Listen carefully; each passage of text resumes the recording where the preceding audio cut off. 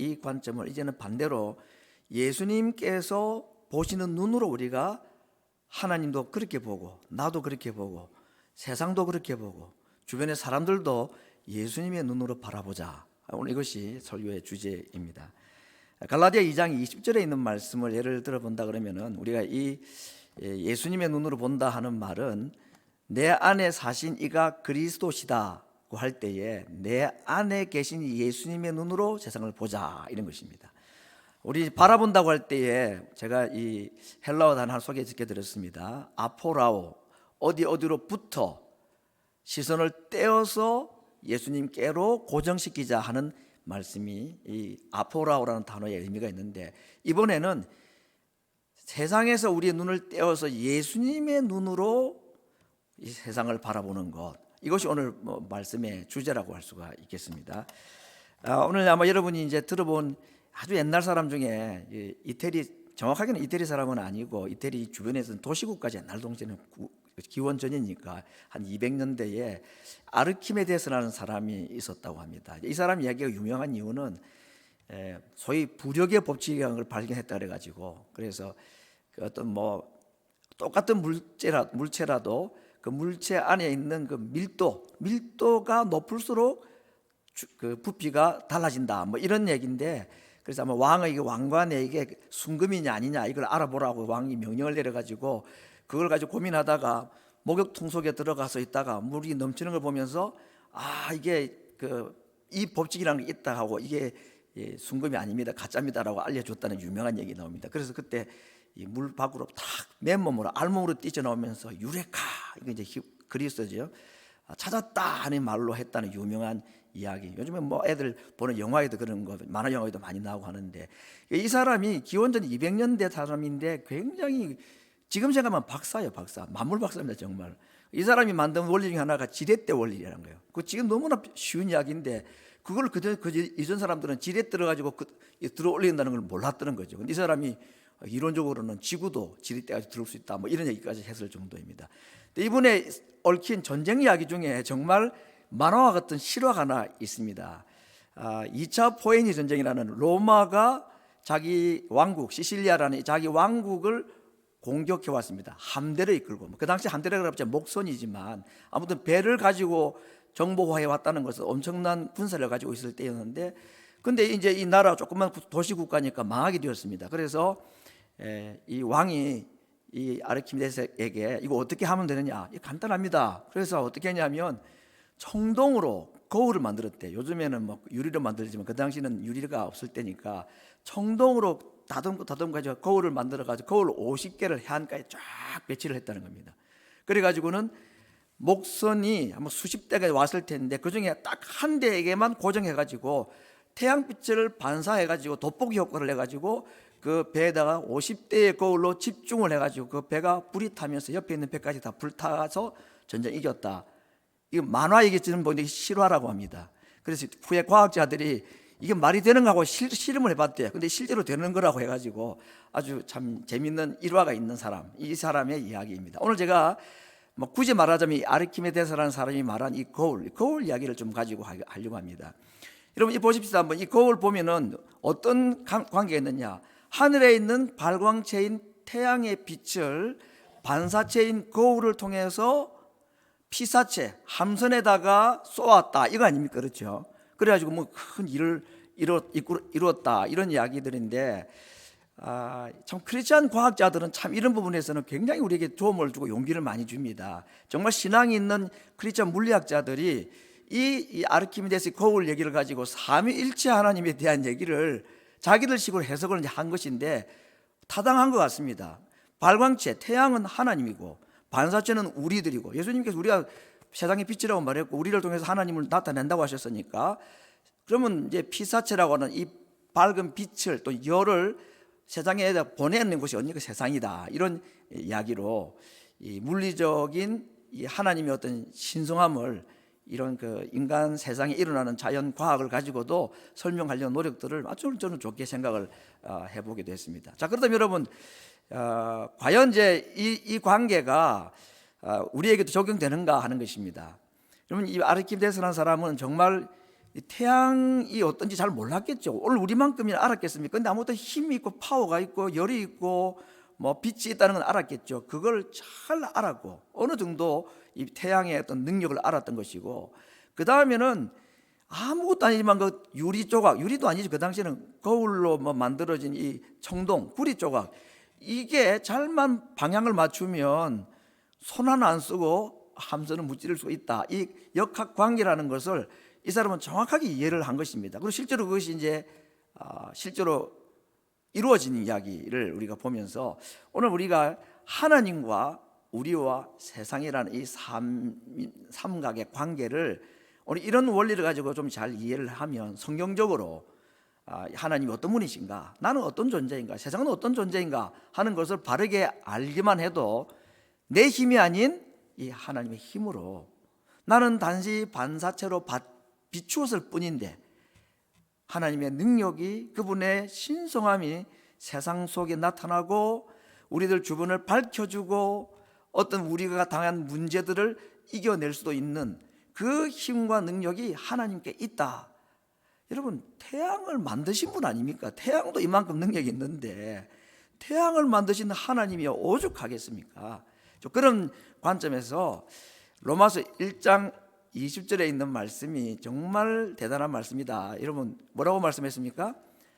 만물 속에 하나님의 신성과 능력이 나타났다 그랬습니다. 이 자연 속에, 특별히 자연 속에 가장 으뜸이라고 할 수 있는 이 태양 속에 하나님의 신성과 능력이 고스란히 나타나 있다는 것을 오늘 현대 크리스찬 과학자들이 증명을 해주려고 애를 쓰고 있는 것이 참 보기 좋고 감사하다는 생각을 한번 해보게 된 것입니다. 자, 그렇다면 오늘 이제 이 세 관계, 하나님과 우리와 세상, 이 관계를 통해서 우리가 먼저 기억해야 될 것은 과연 하나님은 누구신가, 또는 예수님이 누구신가 하는 것을 우리가 살펴봐야 될 텐데, 예수님이 과연 빛이신가 하는 것입니다. 태양은 태양이 맞잖아요. 태양을 보고 태양이 아니라 말할 사람 아무도 없습니다. 오늘 우리가 태양을 이야기할 때는 예수님이 과연 빛이신가, 예수님이 과연 태양이신가, 이걸 먼저 규명을 해야지 태양을 이용을 하든지 뭐 바라보든지 하지 않겠습니까? 자, 성경에 예수님이 태양이다, 빛이라는 말씀이 얼마나 많이 나오는지 모릅니다. 제가 딱 몇 권만 소개합니다. 요한 1서 하나님은 빛이시라, 딱 그렇게 말했습니다. 말라기 4장 2절, 예수님 오시기 400년 전에 의로운 해가 떠올라서 치료의 광선을 발할 것이다. 이 말씀을 누가는 그대로 받아가지고 돋는 해가 위로부터 우리에게 임하였다. 말라기의 말씀을 누가가 그대로 인용한 것입니다. 돋는 해가 위로부터. 요한복음 1장 9절과 8장 12절, 참 빛이신 예수님께서 이 땅에서 사람들에게 비추었다. 예수님은 스스로 아예 말씀입니다. 내가 빛이다 라고 말씀했습니다. 여러분, 그 외에 구약 신약을 통틀어서 예수님이 빛이시라는 것은 더 이상 증명할 필요가 없을 만큼이나 너무나 많이 나와 있고, 아니 그분은 빛을 만드신 분 아닙니까? 참 빛이시고. 그러니 이 아르키메데스라는 사람이 제대로 알지도 못하고 태양이라는 것이 굉장한 힘이 있다는 것을 조금만 이용해도 이런 엄청난 일을 경험할 수 있었다면, 태양을 만드신 분, 참 빛이라고 스스로 말씀하신 그분이 우리에게 나타나시고 우리에게 바로 비추어 주실 때에 우리에게 얼마나 큰 능력과 하나님의 사랑이 우리에게 나타날 수 있을 것인가. 나뿐 아니라 이것을 다른 세상에 비추어 주어서 그들도 이 빛으로 생명으로 나오게 하라고 예수님께서 우리를 그렇게 또 사실 부르기도 하신 것입니다. 오늘 제가 이제 빛에 대한 얘기를 조금 소개를 해볼까 합니다. 아무튼 요즘은 뭐 발달된 이 정보망이 너무 많아서 참 편리하긴 합니다. 이런 거 옛날에 알라 그러면 참 힘들었을 텐데, 빛이 여러 종류가 있답니다. 근데 크게 세 가지로 나누면은 감마선이 있답니다. 예를 들면 레이저 광선 같은 것은 쇠도 잘라버리는 거 아닙니까? 엑스레이는 몸도 통과해버리죠, 그죠? 뼈가 나오게 하는 거 아닙니까? 이건 정말 무시무시한 무기죠. 굉장한 무기들입니다. 이걸 가지고 무기로 만들기도 요즘 하고 있습니다. 두 번째는 이제 빨주노초 파남보라고 하는 눈에 보이는 광선, 가시광선이라고 하는 이 빛이 있습니다. 이건 이제 빛이 파장이 있다 그러잖아요. 파장이 뭐 1초에 뭐 아무튼 엄청난 양의 파장들이 있는데 그 파장의 길이 따라 가지고 빨간색부터 보라색까지 보인다고 합니다. 근데 그 중에 가장 사람의 눈에 편안한 색깔이 초록색이라고 그래요. 이 파장의 길이가 사람의 눈에 가장 알맞은 게 초록색이라고 합니다. 그래서 하나님께서 정말 놀랍게도 이 지구를 초록별로 만드셨다는 것도 참 놀랍습니다. 그래서 나뭇잎을 만들어서 광합성을 하기 위해서 산소를 내보내고 그걸 풀을 이 짐승들이 뜯어먹고 사람은 또 그 짐승을 또 먹고 이렇게. 그래서 하나님께서 이 가시광선이라는 이 7가지 색깔 가운데서도 초록빛이 가장 사람에게 좋은 색깔이라고 하시는 것으로 이 초록, 그래서 제가 이 화면도 바탕 색깔도 초록색으로 좀 합니다. 눈이 편안하시라고. 자, 이런 가시광선이라는 게 있고, 세 번째는 보이지 않는 전자파라는 게 있다고 하는 겁니다. 예를 들면 뭐 전화기, 핸드폰 다 이게 이제 전자파로 하는 거 아닙니까? TV도 다 전자파로 잡히는 거죠. 우리 예비실 안에도 지금 CNN도 들어와 있고 ESPN도 다 들어와 있습니다. 주파수 맞추면 딱 눈에 보이게 되는 겁니다. 또 마이크로웨이브 이거 전부 다 전자파잖아요. 그거 얼마나 생활에 유용합니까? 근데 이런 얘기들을 이 크리스찬 물리학자들이 성부, 성자, 성령 하나님의 이 빛 되심과 관련해서 그렇게 연결하는데 이게 뭐 성경적으로 옳다 그러다를 떠나서 저는 모든 만물 가운데 하나님의 신성과 능력이 나타났다는 이 말씀에 비춰본다면은 이런 조정은 절대 나쁘지 않다 생각을 해보는 겁니다. 너무 고맙지 않습니까? 감마선 하나님 직접, 성부 하나님 직접 보면 사람 죽죠. 그죠? 절대 보지 못합니다. 접촉을 못합니다. 모세도 감히 하나님께서 보이지 않아도 됐습니다. 왜냐하면 감마선의 하나님이니까. 그런데 보이는 하나님으로 오신 분이 계시다는 얘기죠. 우리 눈에 보이는 하나님, 그게 누구십니까? 성자 하나님, 예수님이다 하는 겁니다. 예수님 눈으로 보고 죽은 사람이 있습니까? 없죠. 오히려 다 살아났죠. 이 성부 하나님의 이 빛되심은 사람들이 보고 접촉하면 다 죽게 되는데 하나님께서는 스스로 사람이 보아도 되는 분으로 이 가시광선처럼 우리에게 눈에 편안한 분으로 오신 겁니다. 누구든지 볼 수 있고 누구든지 만날 수 있도록. 그래서 그분을 보고 그분을 만나기만 하면 죽는 게 아니라 죽으면서 살아나는 역사를 일으키신 분이 이 성자 하나님 예수님이시다. 성령님은 눈에 보이지 않죠. 근데 우리가 지금 이 전자파의 유용함을 얼마나 많이 누리고 살아갑니까? 그와 같이 성령은 눈에 보이지 않지만 우리가 느낄 수 있는 분. 성령이 하시는 일은 뭐죠?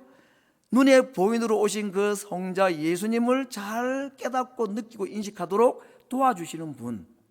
그래서 하나님께서 내가 빛이다 라는 말씀이 그냥 추상적인 뭘 할까 하다가 그 중에 하나 이게 제일 좋겠다 싶어서 하나 그다 고른 게 아니라 이 만드신 자연 속에 있는 것을 가지고 자기의 신성을 조금이라도 이해를 시키려 하셨지 않았는가 생각을 하면서 참 고맙다는 생각이 들어졌습니다. 정말 모든 만물이 주님 앞에 복종하고 모든 이론이 예수님의 이름 앞에 무릎을 꿇어야지 되는 것입니다. 이런 과학은 정말 멋있는 과학이라고 생각합니다. 오늘 우리가 예수님을 빛이다, 소위 이제 가시광선, 눈에 보여도 괜찮은 빛. 원래는 하나님이 보이면 죽는 게 인간인데 눈에 보이시는 분으로 오신 이 예수님, 그분이 내가 빛이다라고 말씀하시면서 나를 봐야 산다라고 말씀하시는 이 예수님에 관한 빛 되심을 오늘 집중적으로 좀 살펴보려고 합니다.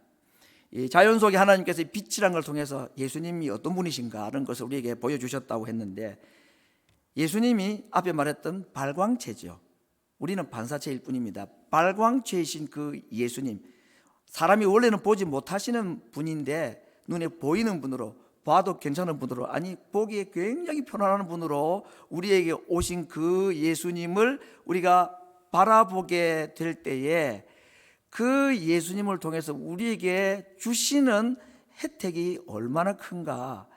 태양의 빛만 이용해도 손 하나 안 쓰고 적군을 무찌를 수가 있었다면 의의 태양이신 그분, 치료의 광선이라고 스스로 말씀하셨던 그 예수님께서 우리의 삶에 비추어 주시고 또 우리에게 비추시는 그 예수님을 우리가 바르게 받아들이고 만나기만 한다면 우리의 삶에 얼마나 큰 은혜와 능력이 나타나겠는가. 우리의 모든 삶을 주관하시고 모든 문제를 해결하실 수 있는 그분, 우리의 알파와 오메가 되시는 그 예수님, 우리에게 나타나 주셨고 지금은 눈에는 보이지 아니하지만 눈에 보이는 것 이상으로 우리에게 나타나고 느껴지도록 성령을 보내셔서 오늘도 우리에게 나타나기를 원하시는 그 예수님, 보여지시기를 원하시는 그 예수님을 우리가 보고 그분을 느낄 수 있다면 하나님께서 우리에게 주시는 엄청난 영적인 혜택을 누리며 살아가고 그것을 또 다른 사람들에게도 흘려보내는 정말 복의 통로로, 근원으로 살아갈 수 있을 것이다 하는 그런 기대감을 가지고 이 말씀을 한번 생각을 했으면 좋겠습니다. 자, 여러분, 이 눈에 보이는 이제 가시광선, 빨주노초 파남보 무지개 색깔이라고 그랬습니다. 이 무지개 색깔이 우리 눈에 보이는 데까지 보면 참 신비한 얘기들이 많이 있습니다. 여러분, 태양의 빛이 얼마나 강하겠습니까? 태양이 1초에 30만 킬로미터를 달린다 그러잖아요. 그게 빛의 속도라고 그럽니다. 그런데 태양에서 딱 발사된 빛이 지구에 도착할 우리 눈에 딱 들어오는 데까지는 8분이 걸린대요. 8분. 7분 만에 도착하면 사람 다 죽습니다. 9분 만에 도착하면 다 얼어 죽는 거죠. 지금 뭐 겨울만 돼도 이렇게 추워하고 난리들 아닙니까?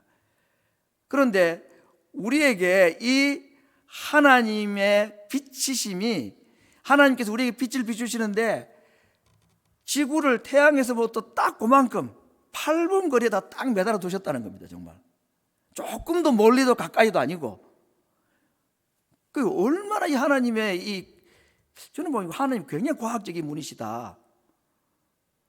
지구와 태양의 거리를요, 사람이 딱 적합하게 살 수 있을 정도 거리에다가 딱 두셨다 하는 겁니다. 여러분, 우리 주변에 일어나는 모든 일들을 보면 하나님께서 하신 일들인데, 세상 사람들은 그거는 과학이다 또는 자연적으로 일어났다 얘기하지만 세상에 자연적으로 스스로 된 일이 어디에 있겠습니까? 하나님께서 이 모든 것을 색깔 하나, 그 다음에 밝기 하나, 따뜻함의 온도의 차이까지 모든 것을 우리 하나님께서 우리의 사면으로 둘러주셨다고 생각할 때에 우리의 살아가는 이 모든 삶 자체가 하나님의 은혜 아닙니까? 하나님의 은혜 아니고 우리가 살아갈 수가 있는 자들인가? 다른 게 아니라 성경 속에 나타나 있는 말씀만 봐도 뭐 그건 무궁무진하지만 이 땅에 있는 자연 속에 그분이 만드신 것만 봐도 나를 향하신 하나님의 은혜와 사랑이라는 것이 얼마나 강력하게 나타나 있는지, 오늘 아침에는 정말 이 태양이라는 빛이라는 것 하나만 가지고도 하나님의 은혜에 대한 깊은 감사와 감격이 우리 가운데 있기를 바라는 것입니다. 자, 문제는 예수님이 빛이시라는 것을 우리가 이미 뭐 여러 가지로 증명을 했었습니다. 거기에 대해서 동의하지 않을 분은 없을 거라고 생각을 하고, 이제 문제가 무엇이냐? 그 빛이신 예수님, 그분이 태양도 엄청난 능력인데 그걸 만드신 예수님이라면 우리에게 주시는 혜택이라는 것을 이루 말할 수가 없을 텐데, 근데 그분을 바라봐야 된다는 겁니다. 아니, 그분이 내 눈에 보여야 된다. 뭐 오늘 우리 눈으로 못 본다 그러면은 성령의 도우심으로 그것이 우리 마음속에 기억이 나고 그분이 느껴져야지 그분의 빛 되심의 혜택을 우리가 받을 수 있을 거 아니겠습니까? 여러분, 이 태양의 빛이 우리에게 전해지는데 눈을 감으면 보이지가 않죠. 지난주도 말씀을 드렸고 오늘 주부에도 좀 요약을 했습니다만은, 오늘 하루 살아가시면서 우리 눈에 수정체를 통해서 우리의 망막에 맺힌 이 상이 수만 개가 되겠죠. 근데 기억나는 게 별로 없다 그랬습니다. 왜 그랬다 그랬죠? 보고자 하는 마음으로 관심으로 안 보면 그냥 지나간 것입니다. 예수님이 어떤 분이신지 자연 속에도 성경 속에는 더 상세하게 자세하게 많이 말씀을 해주셨는데 그 예수님을 그냥 무심코 지나가는 물체로만 보아가지고는 예수님 보지 못하십니다. 느끼지지 않습니다. 그러면 그 빛의 혜택 하나도 없다 그 얘기입니다. 그러므로 오늘 우리가 예수님이 빛이시다 하는 이 대전제를 믿음으로 받아들이고 난 다음에 우리가 해야 될 것, 주님께서 우리에게 원하시는 것이 무엇이냐? 나를 바라보아라. 이브리서 기자도 그 빛이신 예수님을 바라보자라고 말하지 않습니까? 강하게 바라보자고. 어떤 마음으로? 정말 보고자 하는 마음으로. 보고자 하는 마음으로 봐야 보이는 겁니다. 그러지 않으면 보는 것이 아니다. 예수님이 어떤 분인지를 정말 알고자 하는 마음, 간절한 마음으로 그분을 사모할 때 그분이 우리에게 보여지고 그때 비로소 빛의 혜택을 우리가 볼 수가 있다는 것입니다. 그래서 오늘 예수님이 빛이시다 하는 이 주제에 대해서는 우리가 아멘 하고 받아들일 뿐만 아니라 그 예수님을 이제 우리가 온 마음을 다하여서 사모하고 만나기를 원하고 보기를 원하고 찾을 때에 숨어 계시지 않고 우리에게 만나주시고 찾은 바 되게 해주신다고 분명히 약속을 했기 때문에 오늘 이 예배를 통해서도 우리의 삶 가운데서 태양의 빛의 효력도 우리에 크다면 그것을 만드신 참빛이신 예수님이 우리에게 비추어 주실 때에 내가 그분을 바라보고 그분을 내가 만나게 될 때 우리에게 주실 하나님의 엄청난 능력, 그것을 우리가 사모하고 믿음으로 바라보면서 그 주님 바라보기를 원하고 그 주님 만나기를 간절히 사모하는 오늘 이 아침이 되기를 원하고 우리의 이 땅의 신앙생활의 삶이 되기를 다시 한번 다짐해 보는 것입니다. 예수님이 어떤 분인가를 그냥 대충 12달 주일 교회 오는 정도 가지고는 어렵습니다.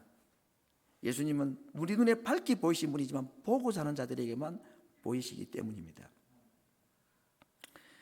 자, 이제 우리가 결론적으로 드릴 말씀인데, 예수님이 발광체다, 빛이시다, 그 빛을 만드신 참 빛이신 예수님이 우리에게 정말 비추어 주실 때, 또는 우리가 나에게 비추시는 그 예수님을 바라보고 만나게 될 때 우리에게 일어날 수 있는 혜택이랄까, 어떤 복이라는 것은 우리가 상상을 하지 못할 만큼 많습니다. 그렇죠? 오늘 그 중에서 예수님을 내가 정말 간절히 사모하는 마음에서 보고 만났을 때에 그분이 내 삶의 영적인 빛으로 비추어 주셨을 때에 우리는 그제 우리가 어떻게 해야 되느냐, 이제는 우리는 어떻게 해야 되는가, 그 받은 빛을 어디로 다시 반사체가 돼야 되니까 어디로 빛으로 흡수해버리면 안 되죠. 반사를 하라고 그랬으니까, 세상의 빛으로 드러내라고 그랬으니까 네 가지 방향입니다. 첫 번째, 예수님을 바라보고 그래서 예수님이 누구신지를 내가 깊이 알았을 때에 그건 찬송 중에도 예수님이 누구신지를 알고, 기도 중에도 알고, 말씀 중에서도 예수님이 누구신지를 알고, 자연 속에도 예수님이 누구신지 앞에 말씀드린 대로 다 나타나 있다고 그랬으니까 여기에 우리 속에 나타나 계신 그 빛이신 예수님을 우리가 잘 깨닫고 이해하는데 또 다른 하나님이 오셨다고 그랬죠. 성령님이 그 마음에 감화를 주셔서 우리로 하여금 보이게 오신 그 예수님을 우리가 더 깊이 깨닫게 되었을 때에 내 마음에 빛이신 예수님이 쫙 비추어 주십니다. 그렇게 될 때 우리는 이제 어떤 일이 일어날까요? 지난주도 말씀드렸습니다만은 일단 마음의 평안, 기쁨, 감사, 그리고 능력까지 나타나는 것입니다. 자, 근데 그것만 내가 딱 잘 지별기처럼 열 모아가지고 나만 따뜻하게 내 방 데우는 게 아니고 이걸 어떻게 하라 그랬죠? 비추어라 했습니다. 첫 번째 방향 어딨냐? 하나님께. 아니 하나님 빛이신데 또 하나님께 또 빛을 비추란 말인가? 그게 아니고 예수님이 지금 빛이시라고 삼위하나님 중에서 예수님 2위 하나님을 지금 말씀드렸습니다. 예수님이 나에게 이렇게 비추어 주시고 성령이 깨닫게 하심으로 그분이 누구신지를 알게 되었을 때에 우리가 하나님을 바라봐야 될 이유는 뭐냐면 예수님께서 하나님을 바라보셨던 그 시각으로 우리가 하나님을 바라봐야 된다. 예수님께서 자기를 보내신 그 성부 하나님께 어떤 마음으로 바라보셨느냐, 십자가에서 그것이 가장 잘 나타났죠. 죽기까지 복종하셨습니다. 예수님을 정말 우리 마음속에 깊이 담게 되면, 마음속에 모시게 되면, 그분의 빛이 우리 삶에 비치게 되면 예수님 닮고자 하는 마음이 우리에게 생기게 되는 것입니다. 그래서 예수님 닮는다는 건 다른 것이 아니라 십자가 위에서 죽기까지 하나님께 순종하셨던 그 하나님을 바라보게 되는 것입니다. 주님이 내 마음속에 깨달음과 은혜의 빛을 비추실 때 우리가 그 하나님을 바라보면서 주님이 아버지 하나님 앞에 어떻게 반응하셨던가 하는 것을 보는 것, 이것이 우리가 빛을 받아 첫 번째로 반응해야 될 대상이 하나님이시다 하는 것입니다. 두 번째는 오늘 이제 주제의 가장 중요한 것이라고 할 수 있겠는데, 나 자신을 바라봐야 된다. 빛을 받아서 내가 누구를 봐야 되느냐, 나를 바라봐야 된다. 이 얘기는 무슨 말이냐면 예수님이 나를 보시는 눈으로 나를 바라봐야 된다, 이 말입니다. 갈라디아 2장 17 아까 소개했던 말씀이 그랬죠. 이제는 내가 사는 것이 아니요 나는 그리스도와 함께 죽었고 내 속에 그리스도께서 사신다 그랬습니다. 그렇죠? 그러니까 내가 빛이신 예수님이 내 마음에 들어온 것을 내가 깨닫게 되면 이제부터는 하나님도 예수님의 눈으로 바라봐야 되는 것이고 나도 예수님이 나를 보시는 눈으로 나를 바라봐야 된다 하는 것입니다. 이게 무슨 말일까요? 세상이 보는 내가 아니고 내가 보는 내가 아니라 예수님이 보시는 내가 있다 하는 것입니다. 이 이야기에 대해서 성경에 나와 있는 중요한 아주 재미있는 얘기 하나가 바로 이 거라사라는 지역에 귀신 들린 사람 이야기입니다. 그렇죠. 그 사람이 무덤 속에서 살았다고 했습니다. 쇠사슬도 묶어버린 거 다 뜯어버리고 그렇게 살았다고 그랬어요. 짐승처럼 사는 거죠. 예수님께서 갈릴리 바다를 밤새 건너가셔가지고 그 미친 그 사람, 그 사람을 만나 주셨습니다. 그래서 그 속에 있는 귀신들을 다 몰아내가지고 돼지떼에 다 넣어버려서 2,000마리 돼지떼를 몰살시킨 사건이 있죠. 그리고는 그날 그 일을 마치고 난 다음에 다시 배를 타고 건너오셨습니다. 여러분 그 볼 때에 그라사라는 지역의 그 귀신 들린 사람을 예수님께서 그 한 사람을 만나 주시기 위해서 그 밤을 건너갔다 오신 것입니다. 그 먼 거리를 배를 타고 가셨다가 또 밤에 돌아오실 때 풍랑을 만나기도 하고 이런 일이 일어났던 것입니다. 그 한 사람을 위해서 세상 사람들, 그 동네 사람들에게 그 귀신 들린 청년은 어떤 사람이었을까요? 아무 가치가 없죠. 정말 민폐만 되는 사람이고 그 주변에도 가지 않을 겁니다. 부모들도 그 아이를 가까이 하지 않고 내버려둔 상태입니다. 이것이 세상이 보는 나, 내가 보는 나일 수 있습니다. 예수님은 그렇게 보지 않았습니다. 그 귀신 들린 한 청년을 예수님은 어떻게 보냐? 하나님의 형상으로 보셨던 거죠. 잃어버린 하나님의 형상을 찾아야 될 자로 보신 겁니다. 그래서 그 밤을 가신 거죠. 우리를 바라볼 때에 예수님께서 나를 보시는 눈으로 바라봐야 된다는 겁니다. 세상에 나를 보고 이런저런 얘기를 하고 남들이 나를 이러쿵저러쿵 얘기를 하죠. 사실도 있고 오해도 있고 거짓도 있고 있을 수가 있습니다. 심지어는 내가 보는 나도 거짓인 경우가 있습니다. 여러분 절대로 하나님은 우리에게 그렇게 나를 보라고 말하지 않았습니다. 하나님이 보시는 눈으로 나를 볼 수 있어야 되는데 그러기 위해서는 내 속에 예수님의 눈이 있어야 되는 거죠. 나를 보시는 예수님이 어떤 눈으로 나를 보실까 하는 것을 알기 위해서는 내가 예수님을 보아야 됩니다. 그분을 만나야 됩니다. 그분의 빛이 내 속에 들어와야 예수님이 보는 나를 볼 수가 있다는 것입니다. 당자 비유는 우리에게 이것을 잘 말해 줍니다. 당자 비유는 이걸 한 가지를 우리에게 분명히 말씀하는 겁니다. 모든 인생은 당자다 이 얘기입니다. 당자도 있고 안 당자도 있고 이게 아니고 모든 인간들은 당자다. 왜? 하나님 떠난 자들이니까. 그렇죠. 아닌 것 같습니까? 모태신앙은 아닙니까? 천만에요. 모든 사람은 하나님을 태어나면서 떠난 자로 온 자들입니다. 그들이 하나님을 찾아갈 때에 비로소 자기가 누군지를 알게 되는 것입니다. 하나님을 보지 못하면, 예수님을 보지 못하면 우리가 누구인지를 알지 못한다는 것을 성경은 그렇게 말씀해 주고 있는 겁니다. 모든 살아있는 사람에게는 따라다니는 게 하나 있습니다. 그림자. 그림자 없는 사람은 없죠. 그래서 우리 몸과 그림자의 관계를 살아있는 사람에게 늘 따라다니는 그림자, 이 그림자를 옛날 사람들은 이 고독이라는 이름으로 이해를 하려 했습니다. 모든 사람에게는 그림자가 있습니다. 모든 사람에게는 고독이라는 게 있다. 당자니까. 당자의 가장 큰 고통은 외로움입니다. 혼자 있다는 겁니다. 버림받았다는 고통이죠. 하나님을 떠난 인생들에게 딱 들어가는 생각은 아무도 나를 알아주지 않고 아무도 나를 사랑하지 않는다는 이 외로움과 고독감입니다. 고독, 고민, 고통, 고민. 아무도 이 고시 집안이 좀 고시 없죠 혹시 여기에?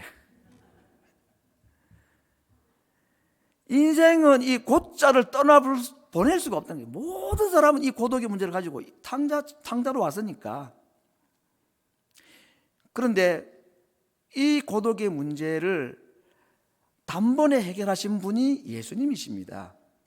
왜냐하면 예수님이 하나님을 떠나서 이 땅에 고독한 인간으로 오셔가지고 하나님으로부터 버림당하는 정말 우주적인 고립감, 고통을 당하셨기 때문입니다. 고민하여 죽게 되었다 할 만큼이나 예수님은 고민의 사람이었고 고통의 사람이었고 고독의 분이셨습니다. 당분간. 왜? 우리가 탕자로서 빛을 떠난 인간으로서 빛이신 예수님을 보지 못하는 인간들이 당하는 그림자처럼 따라다니는 이 고독감, 세상에 아무도 나를 이해해 주지 않고 나는 나 혼자라는 생각, 그 고통의 수렁에서 우리를 건지시기 위해서는 예수님이 우리가 당하신 그 고독의 문제, 고통과 고민의 문제를 떠안으셔야 했기 때문입니다. 그리고 예수님은 고독한 하나님의 아들로서 십자가에 달려 돌아가셨습니다. 그분이 우리에게 뭐라고 말씀하셨습니까? 내가 너희와 함께한다. 내가 너희를 영원히 떠나지 않는다고 했습니다. 왜요? 그분은 고독이 뭔지 아시기 때문에, 외로움이라는 것이 무엇인지 아시기 때문에 우리에게 홀로 있게 하지 않겠다고 말씀했습니다. 내가 고아와 같이 너희를 버려두지 않는다고 말씀하셨습니다. 그러면서 내가 너희를 떠나는 것이 너희에게 더 유익하다고 하면서 성령을 우리 속에다가 그냥 갖다 넣으셨습니다. 갖다 넣으셨다는 말은 좀 외람된 표현이고, 성령이 우리 속에 아예 떠나지 않도록 떠나시면서 우리에게 그렇게 자신을 남기시고 가셨기 때문에 우리는 외로울 수 없는 자들입니다. 내 속에 계신 그 예수님, 빛이신 그 예수님이 내 삶에 비추어 주시는 것을 내가 알기만 하고 깨닫기만 한다면, 그래서 사탄이 존재한다면 그건 못하게 하겠죠. 내 속에 빛이신 예수님이 계시다는 것을 깨닫지 못하도록 온갖 방법을 다 동원하겠죠. 예, 그렇게 해서 이런 방법도 저런 방법도 우리에게 동원해가지고 예수님이 내 안에 계시고 나와 함께 계시다는 것, 그걸 깨닫지 못하게 만드는 것입니다. 제가 여러분 또 헬라어 단어 하나 소개하겠습니다. 결국은 이 성경이 구약 히브리어와 신약 헬라어로 기록되어 있기 때문에 그건 좀 우리가 의미가 있는 단어로 이해할 수밖에 없기 때문에, 인간이라는 것이 헬라어로 그리스어로 안드로포스라는 단어입니다. 이 안드로포스는 어떤 단어, 두 단어로 되어 있느냐 하면 아나라는 위라는 단어하고 프로소폰이라는 얼굴, 이 위라는 단어와 얼굴이라는 두 단어가 합친 게 뭐냐? 인간이다. 하나님께서 온 땅에 있는 모든 짐승들은 네 발로 기게 했습니다. 사람만 두 발로 걷게 하셨죠. 왜? 위로 보라고. 하나님께서 사람을 아예 그렇게 만드셨다는 겁니다. 어떻게? 위를 바라보라고, 태양을 바라보라고. 아니, 하나님을 바라봐야 산다는 것으로 인간 자체를 그렇게 만드셨다는 것입니다. 두 발로 걷게 하신 이유가 있습니다. 여러분, 하나님 바라보라고요. 빛이신 그분 바라보라고. 세상의 모든 사람들이 땅을 바라보고 겨우 거기에 들어봤자 앞밖에 안 보이지만 우리는 조금만 들면 위가 보이고 하나님이 보이도록 우리를 그렇게 창조하셨다고 신약 언어인 헬라어가 우리 그렇게 이야기를 해주고 있는 거 아닌가. 세 번째 우리가 바라봐야 될 대상이 어디냐, 빛을 어디다가 비춰야 되느냐, 세상에다 비춰야 된다 하는 겁니다. 이스라엘 백성들이 시차는 있고 건너간 사람들의 약간의 차이는 있지만 물을 건넌 사건이 딱 두 번 있습니다. 이스라엘 백성들, 홍해를 한번 건넜고 요단강을 한번 건넜죠. 둘 다 물을 건넌 겁니다. 근데 여러분 차이가 하나 있습니다. 이 두 홍해 건넌 것과 요단강 건넌 것에 차이가 있습니다. 뭐라고 생각하십니까? 홍해는 하나님이 갈라놓고 건너가라 그랬죠. 요단강은 갈라놓고 멈춰놓고 건너가라고 하지 않았습니다. 언제까지 멈추지 않았느냐? 제사장들이 발을 땅에 디딜 때까지, 물에 디딜 때까지는 멈추지 않았다 그랬습니다. 하나님께서 이스라엘 백성들을 홍해를 건너게 하실 때는 자신의 능력으로 막 열어놓고 건너가라 하고 말씀하셨지만 약속의 땅으로 들어갈 때는 너희들이 발을 내디디라고 말씀하신 겁니다. 이게 믿음이라는 겁니다. 하나님께서 우리에게 빛을 비추어 주시고 이 세상을 이제는 너희가 보는 세상이 아니라 내가 보는 세상으로 봐라 하는 겁니다. 요단강을 건너는 마음으로 이 땅을 믿음의 발걸음으로 내디뎌라 라고 말씀하시는 겁니다. 누가 요단강을 내디딜 수 있습니까? 누가 이 세상을 요단강처럼 발길을 내디딜 수가 있습니까? 빛이신 주님을 본 사람만 할 수 있습니다. 네 번째, 우리가 바라보아야 될 마지막 대상은 사람입니다.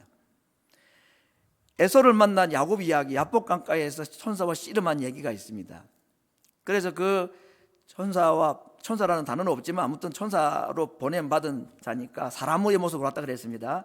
그 사람과 밤새 씨름을 하고 난 뒤에 환도뼈가 뭐 빠지고 이러면서 이름이 바뀌어지고 이러면서 나중에 그 장소를 이름을 뭐라고 바꾸죠?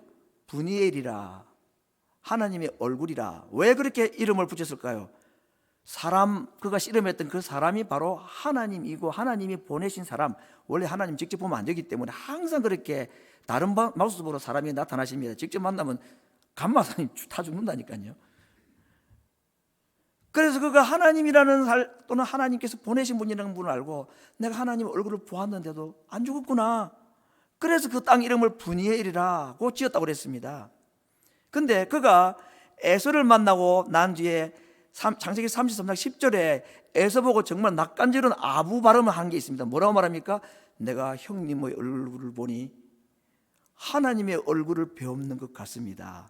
여러분 그 말 들을 때 어떤 느낌이 들었던가요? 그전에는 야, 이 살려고 별방법을 다 쓰는구나, 온갖 아부를 다 하는구나 싶죠.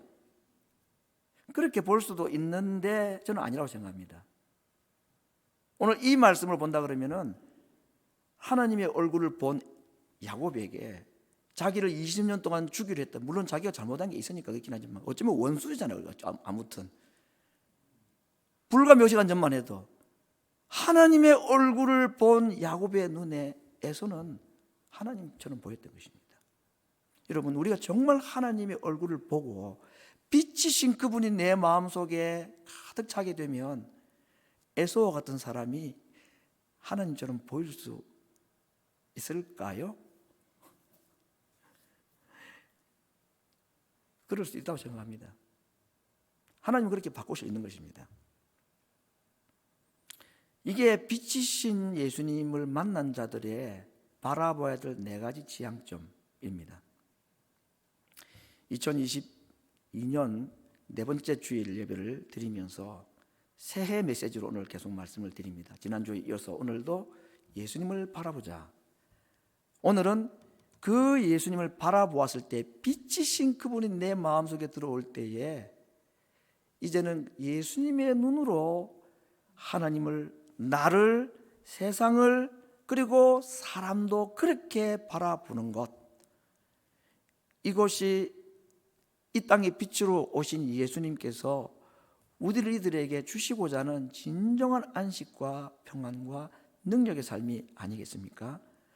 올 한 해, 아니 모든 인생의 남은 때에 주님을 빛으로 바라보시고 그분을 만나고 그분을 느끼기를 소원하시고 찾도록 찾고 간절히 사모할 때에 찬송 가운데, 기도 가운데, 말씀 가운데, 자연 속에서 빛이신 그분이 우리의 마음속에 환히 비추어 주실 때에 그 밝은 빛으로 하나님으로부터 이 세상의 모든 사람까지도 바라보는 눈, 그리하여서 하나님께서 우리에게 주시고자 하시는 그 능력과 사랑을 체험하고 또 그 은혜와 사랑을 또 다른 사람들에게 보여줄 수 있는 세상의 빛으로 살아가는 은혜가 모든 성도들 가운데 충만하기를 말씀으로 축원합니다. 같이 한번 기도하겠습니다. 이 시간 조용히 우리 마음의 눈을 들어서 빛이신 예수님을 바라보겠습니다. 도무지 바라볼 수 없었던, 보았다가는 타 죽을 수밖에 없는 하나님이신 그분이 사람이 되셔서 우리는 편안한 분으로 오셨습니다. 보이고 들리도록. 그리고 나를 바라보라, 나를 만나라고. 그리고 그 성령을 보내셔서 그분을 느낄 수 있도록 해주셨다고 했습니다. 이 시간 자연과 말씀과 찬송 가운데 내 삶 속에 찾아오신 그 예수님을 보게 하여 주시기를 원합니다라고 기도하고, 그 빛이신 예수님을 본받아 나도 하나님 바라보고, 나도 그렇게 바라보고, 세상도 그렇게 바라보고, 감당하기 어려운 시련도 그렇게 눈으로 바라보고 홍해도 요단강도 그 빛의 반사를 받아서 믿음의 발걸음을 내딜 수 있기를 위해서 아직은 내게 원수처럼 보이는 정말 대하기 힘든 사람 에서를 바라보았던 야곱의 눈처럼 바뀌어서 그도 하나님의 얼굴처럼 보일 수 있는 은혜를 달라고 같이 기도하겠습니다.